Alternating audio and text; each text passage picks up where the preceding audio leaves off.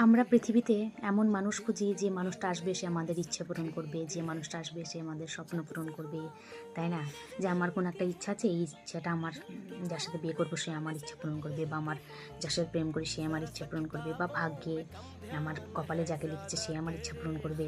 এরকম ভাবা উচিত নয়, কারণ জীবনটা যখন আমাদের, প্রত্যেকটা স্বপ্ন যদি আমরা নিজেই পূরণ করতে পারি তাহলে আমাদের নিজেরই পূরণ করা দরকার। আমার একটা খুব সুন্দর মোবাইল পছন্দ, দিয়ে আমি ভাবছি আমি বিয়ে করবো, দিয়ে আমার বর কিনে দেবে।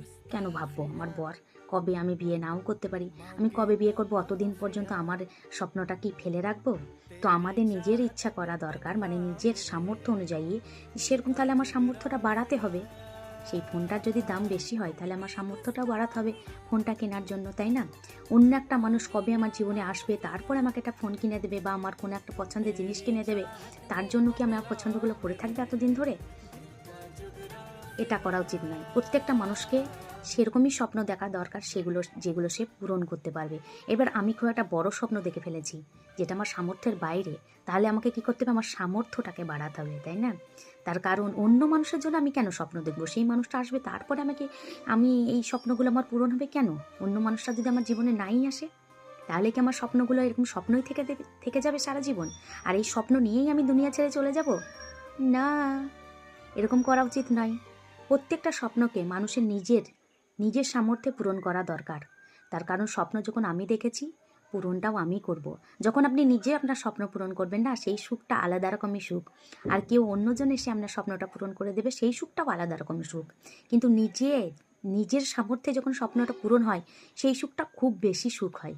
সেই আনন্দটা অন্যরকমই, মনে হয় একদিন ঘুমই হবে না খুশিতে, আনন্দতে, যে আমি যেটা চেয়েছিলাম সেটা আমি নিজে করেছি। আর অন্য কেউ এসেও যদি করে দেয় তাতে শান্তির ঘুম হয়, যে হ্যাঁ আমার স্বপ্নটা কেউ পূরণ করে দিল। তো দুটোর মধ্যে আলাদা আলাদা ব্যাপার আছে।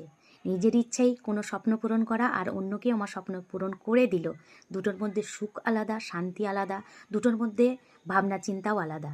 তো আমাদের সবার এই চিন্তা করা দরকার যে প্রত্যেকটা স্বপ্ন আমাদের জীবনের আমরা নিজে পূরণ করব, নিজে যতটুকু পারবো।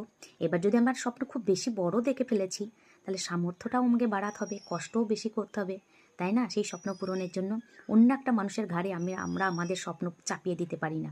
সেই মানুষটার হয়তো মন থেকে পছন্দই নয় আমার স্বপ্নটাকে, তাহলে সে শুধুমাত্র আমাকে খুশি করার জন্য সেই ইচ্ছেটা পূরণ করবে, তাই না?